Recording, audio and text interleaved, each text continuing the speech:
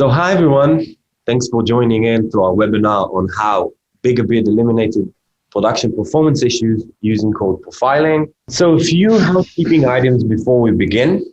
First of all, this webinar is being recorded so you can rewatch it whenever you want on our Bright Talk channel. Second of all, we'll be sending over the presentation by the end of this webinar so you can go over it whenever you want and revisit those slides. Lastly, as we'll keep those questions at the end, we'll allocate time to answer any of your questions. So just hold on to them and we'll get back to you at the end. So what are we going to cover today? So we'll start off by introducing what is continuous profiling and why do we want to use those tools. From there, we'll jump to Bigabid's story to understand how they investigated performance to map code level bottlenecks and improve the application performance. We'll then follow up by talking about tips and tricks to getting started with profiling. And at the end, we'll introduce the newly released product, our G-Profiler, which is the first open source profiling tool created by Granulate. So let's meet the speakers. So hey everyone, I'm Noam. I'm a product manager at Granulate. We offer a real-time continuous optimization solutions to companies to assist them to achieve the optimal performance at the minimum possible cost. Together with me, we have Or Zeira, who is a senior software engineer at Bigabid. Now, Or, do you want to tell us a little bit about Bigabid? Yeah, so nice to meet you here. Yeah, as you said, I'm senior software engineer at Bigabid. Bigabid is an elite programmatic user acquisition and retargeting company devoted to mobile app growth. We are mobile gaming focused, working with some of the largest companies in the world like Zynga, Playtika, Huge, and many more. That's great. Do you want to tell us a little bit about your role within Bigabid? It'd be a pleasure to do so. So I'm a software engineer. I'm working closely with our data science team in order to implement and deploy machine learning algorithms in C++. This way we achieve the strength of big data and machine learning models in a real-time system. Apart from the data, we put a lot of effort into designing best practices for concurrency and availability, which includes stateless and distributed services to handle the difficulties that come with large-scale systems. That's in general. Sounds awesome. So, do you want to tell us a little bit about the technology at Bigabid? Yeah, of course. So we work very closely with our data science team to understand what is most important for their insights and models. Then we plan accordingly. For example, we have a feature called Deep Categories, which is the only platform that delineates 1,000+ app categories versus the few dozen other platforms use. This becomes even more crucial now with the whole iOS 14.5 update. It's more on the contextual side, which leads to many complex calculations.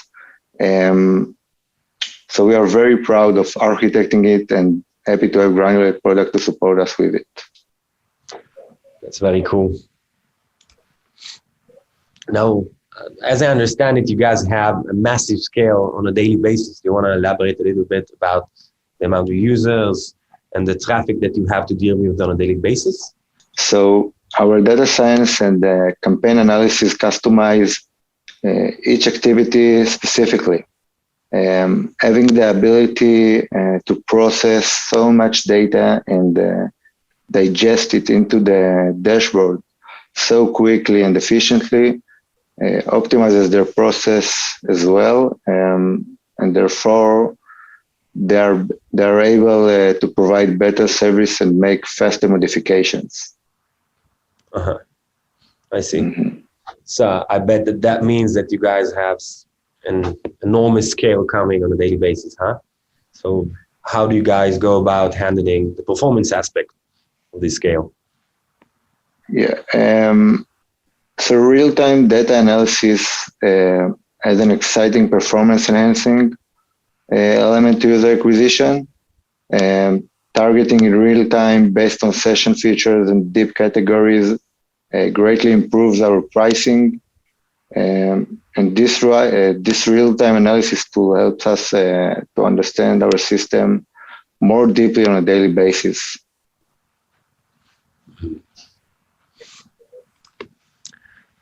So, do you want to tell us a little bit about the challenges that come along with such scale? First thing, our services were less efficient, which required us to deploy more machines, which led to greater bills for the resources we used then. The second thing is the massive fleet of services we needed to maintain that created more complexity in terms of software architecture. This required us to come up with new solutions for those kinds of problems. And third point to mention is that we could miss auctions due to timeouts because of the overload our services experienced. And once we were able to solve those bottlenecks that caused the timeouts, we delivered even better results to our clients. So that means that those performance issues actually impacted the business at the high level. Yeah, significantly. Wow. So that I'm sure that's what kind of pushed you over the edge to look for a solution to help you overcome those performance issues, right? Utterly, yeah. Using Granulate tool was eliminated then, most of the bottlenecks and the issues we had in the system then at that time. That's very cool. I'm happy to hear. So I'm assuming at that stage you guys were looking for a solution to help overcome those issues. So what were you guys looking for? I mean, what were the criteria that were in that search for a specific tool to help you overcome those performance issues? Yeah, so we were looking for a tool that gives us a clear view on how each of our services performs. We needed the ability to analyze processes and to dive into the darkest parts of our code that look pretty straightforward at a glance, but under the surface, they actually perform the worst. So when working on a system with our scale, it's very hard and expensive to simulate the overload our services experienced. So we were searching for a tool that can analyze our services on production without affecting their performance. So that means you guys have to run on production. There's no way you can simulate that amount of traffic on a staging or any other environment. Yeah, and this is why it was so necessary for our needs. Mm-hmm. And this is how you guys came to do continuous profiling. That's very cool. Yep. So I'll jump in for those of you who are not very familiar with the concept of code profiling, just to give you some general background. So the basic concept of code profiling is that it allows you to measure method level performance, identify bottlenecks, and pinpoint those inefficient methods that degrade the entire performance of the application. Now, the way that it's done is by visualizing the stack trace. And how do you visualize the stack trace? Is by continuously sampling the CPU at a constant frequency rate. And this over time allows you to build a cumulative graph that can give you a good estimation of how much time each method is taking, understand the memory allocation, and in general, get the general concept of how much resources allocated per method. Now, once you get that clear picture, you can start to understand the effect on the application itself, map how each function aggregates the latency, affects the latency, how each one of these methods affects the user experience, and you can start to investigate, for example, how much time each method is spent waiting for a lock, performing network I/O, performing disk I/O, So once you get a clear understanding of where are the bottlenecks within the application, what's the method that's taking up the most time, that's affecting the latency as the user experience, you can then go back to your code and refactor it in a way to optimize your code for performance. This improves the latency and in turn can reduce the overall cost of that specific service. Now, another key metric that is impacted by doing such an initiative is the mean time to resolution. So this allows you to easily find those performance issues and fix them in a relatively short time when compared to any other approach in the market. So a comparison that usually comes to mind when discussing profiling is what's the difference between using code profiling and using tracing. So the main difference is that code tracing gives you visibility at the aggregation at the service level. So you can investigate what's the latency related to each service and endpoint. You can map the bottlenecks at the service level, and you can understand the errors happening at the service level. And this, of course, gives you partial visibility into your application. It allows you to understand the errors and the standard libraries that are related to each one of these services. Now, on the other hand, when talking about profiling, it allows you to deep dive even further and understand what's consuming the resources of the CPU at the function level. And then you can go back to your code and start to understand, even at a deeper level, what's taking most of the resources and aggregating the performance. You can understand, why did my code spend so much time inside a specific service, by understanding what's the code stack that happened for each one of these services. You can understand the impact of creating a new release. Did that degrade my performance? Did that enhance my performance? And the overall goal of such an initiative is to understand how I can improve my code performance and reduce the overall cost. And this gives you full code visibility to all the stack traces and get full code visibility. And once again, why do you want to use those code profilers? Well, first of all, is to optimize your application code, to resolve the incidents post-code deployments. So once you've already deployed your code in production, gain a deeper level of visibility and understanding of your code, find those inefficient methods that's causing, whether it's a bottleneck or an IO or whatever it is. So the most common way to use production profiling is what's called a flame graph. And what you're seeing in front of you is just an example of such a flame graph. And it's basically comprised of frames. Each one of those frames is a function call. And those together build up a specific stack trace under a specific process. So what you're seeing here, for example, PySpy is an example of a process. And under it, you can see each one of the method calls and understand how much resource, in this case, CPU time, was spent on that specific method. So the width would give you an estimate of how much resource was spent on each one of these methods. And the farther you go down, you can understand like the differences between the different functions. So how much CPU was spent on the entry syscall, how much was spent on each one of the functions under it. And this gives you a good estimation of what's taking most of the CPU time.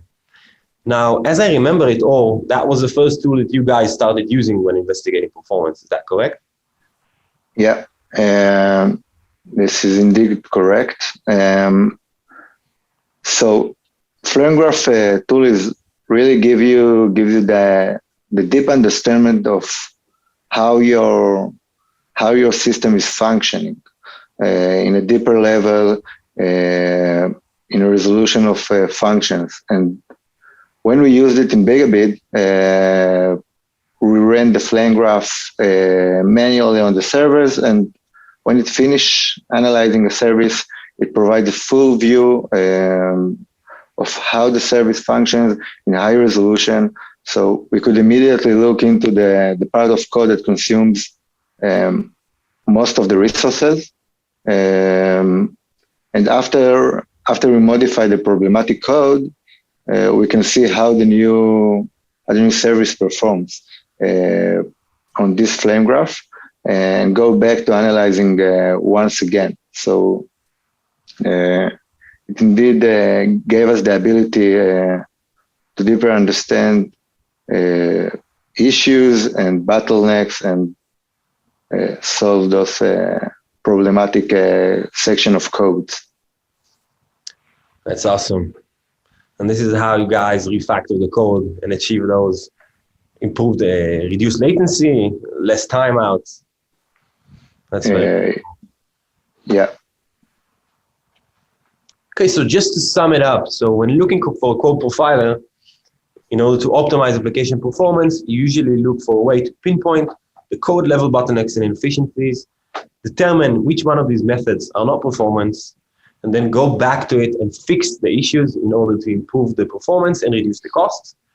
And in order to achieve that, to get that full visibility throughout your entire application, you need to combine many different sampling profilers in order to get that full visibility. So understanding how much time each one of the syscode is taking, so the kernel side, each one of the different runtime is taking, and this gives you that unified visualization of the CPU usage throughout your entire application. And these tools gives you a way for each company to drive developer accountability to how much time the code that the developer writes is impacting the entire performance and the cost aspect of that specific service. So I'm very happy to introduce you guys to our very own continuous profiling tool, which is called the gProfiler. So the gProfiler is a free open source continuous production profiling tool, which is built up on many different sampling tools. And this allows us to get that full visibility as we discussed before. Now, the reason that we decided to build this tool is because as an optimization company, we are obliged to have our code at optimal performance all the time.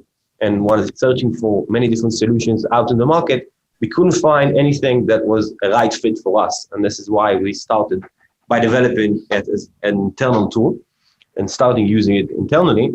And after this tool started to get some traction, started to be more like a broader solution we thought could be a good fit for people outside of the company, we decided to release it as an open source tool to give back to the community and to drive accountability for performance, as this is a top initiative in our company.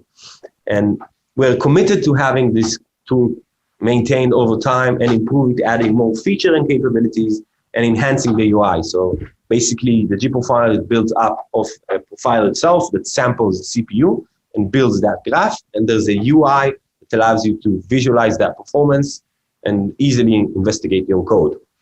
We are expanding coverage as we speak. We are constantly releasing new languages. We've recently just released PHP support, and we are very committed to making this product awesome. So some of those significant benefits include, as we've spoken so far, so pinpointing those how to reproduce production issues, allowing for easily visibility of those bottlenecks and code inefficiencies. It's very easy to use, and just in a second, I'll show you guys how easy it is to set up and start using.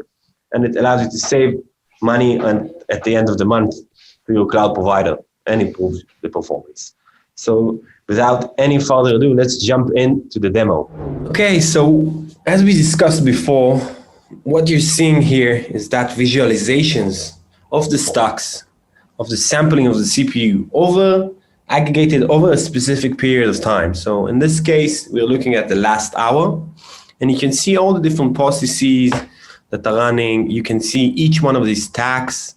And as we discussed, the colors indicate the runtime of that specific frame.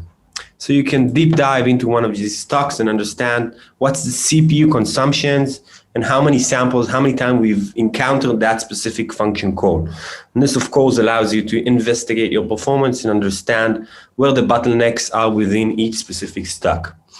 In addition, we've added a few cool features that allow you to easily deep dive and understand and map each one of these bottlenecks and understand the performance easily. So one example is just looking at specific hosts. So now I'm enabled looking at one specific host. You can do the same with a specific container or a specific Kubernetes object name. So whether we're talking about a specific daemon set, you can filter that out. In addition, we've also added a simple way to look at a specific process. So we've got a list of all the different processes that are currently running. And let's say, for example, I want to focus on this specific one, which is called nice. So I've enabled, and now we're currently seeing only the process, only the function calls that are happening within that specific process called nice. In addition, you can also filter and change, play around with the time frame. So we have last hour, last 24 hours, last week. That's pretty much it. You can also download the frame graph And last thing I wanted to show you is just how you start off with the installation. So we jump over to the installation page. Now you choose what type of installation method you want to use. So you can either go for Docker, use it as part of your daemon set installation, or running it as a standalone process using a command line installation. We've recently also added a native Databricks integration, which allows you to basically run it within your Databricks workflow. What you do is you insert the name of the service, so test service for this example. You press submit. This changes, of course, the script. You can take this specific script by copying it and just inserting it on that specific node you want to run the profiler on. And then within just a few minutes, you'll get that visualization which we've just witnessed. And that's pretty much it from the demo, guys. So what makes the gprofiler unique? First of all, is that we have wide coverage. We combine multiple profiler to give that unified view. In addition, it's a plug-and-play solution. It doesn't require any code changes on installation, and we currently support 3 different types of installation. Whether you want to run it as a standalone Docker container, or have it as part of your daemon set installation. And third, you can also run it as a standalone process using CLI command line installation. Furthermore, there's low overhead. So basically, it was very important when designing this tool to have it with minimal overhead. And currently we stand with less than 1% utilization penalty for running the profiler. This allows for that continuous visibility into your application, and you will not need to constantly start and stop the application to get that visibility. Next is the fact that it takes practically no time to start visualizing your application. It takes 5 minutes to set up, and once you're done, there's no configuration needed to be done. You can start to deep dive into your application and investigate your performance. Okay, so to sum it up, so our gprofiler has some very unique points that you will not see in any other product. It's an open source, it's continuous, it's always on. Now, next steps, if you guys want to sign, it's 100% free. Log on to profiler.granulate.io and start playing around. It will take you 5 minutes to set up. Now, another option, if you guys are adventurous, you can contribute to our project at GitHub. Just log on to our GitHub repo and start forking and adding additional functionality to our profiler. In addition, we have additional resources if you guys want to deep dive more into continuous profiling and get more proficient with it. So we have a couple of blog posts added to this presentation, which I'll be sending over once this webinar is over. So feel free to start reading up and hit me up if you have any questions following this webinar. So I wanted to first of all thank you guys for your time. I had a blast. Thank you very much for joining us. It was a pleasure hosting you. It was a pleasure to be with you. Thank you very much. So we have a few more minutes left on this webinar. So guys, feel free to send your questions in the chat on your right, and we'll be right here to answer anything you want to hit us up with. Thank you very much.